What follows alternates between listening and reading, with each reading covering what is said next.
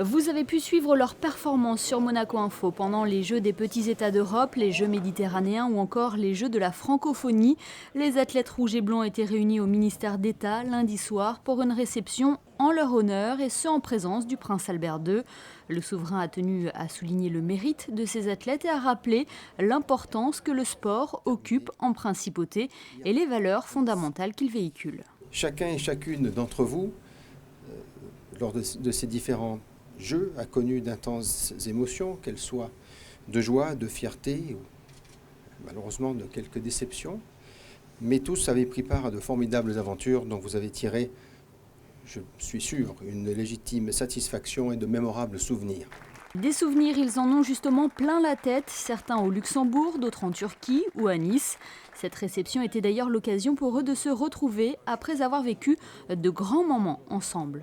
Tous les souvenirs là, qui reviennent en masse, là, les bons souvenirs, donc ça fait du bien de se retrouver pour quelques-uns, parce que ça fait quelques mois pour certains qu'on ne s'est pas revus, donc on ressasse les souvenirs en attendant les prochains jeux. Je suis très content de retrouver les journalistes, les autres athlètes de notre délégation, donc ça fait très plaisir de les revoir et je suis content que je puisse être là. C'est un honneur, oui, et c'est bien d'être réuni avec les autres athlètes et de revoir ceux avec qui j'ai pu partager les moments quand j'étais en Turquie. Pour Mathias Raymond, cette réception avait une saveur particulière. En effet, 2013 aura été une année de transition pour le rameur monégasque. C'était une année assez intéressante dans la mesure où c'était plutôt la transition entre ma grande période du haut niveau et puis ma retraite sportive. Et on est parti sur un projet qui était intéressant de faire un double avec le jeune Quentin Antonielli. C'est ça qui m'a surtout motivé à reprendre les rames pour cette année. Parce que normalement j'avais décidé d'arrêter après les Jeux de Londres. Et puis l'idée du double, c'était une perspective qui était complètement neuve pour moi parce que j'avais jamais fait de bateau long au niveau international.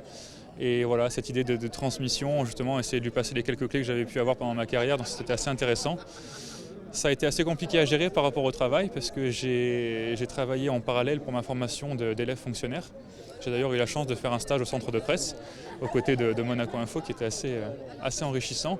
Et justement leur soutien au quotidien, le voir qu'ils s'intéressaient à ma carrière, c'était très encourageant. Et ça m'a permis justement d'aborder assez sereinement les échéances qu'on a pu avoir en double et d'essayer de faire du mieux possible à chaque régate. Et d'être là ce soir, qu'est-ce que ça représente pour toi ? Ça fait plaisir justement de voir la reconnaissance du prince d'une part, du ministre d'État également, de voir qu'au plus haut niveau on s'intéresse toujours à ce qu'on fait et puis voilà, aux efforts qu'on met au quotidien pour essayer de représenter dignement la principauté, donc c'est toujours plaisant.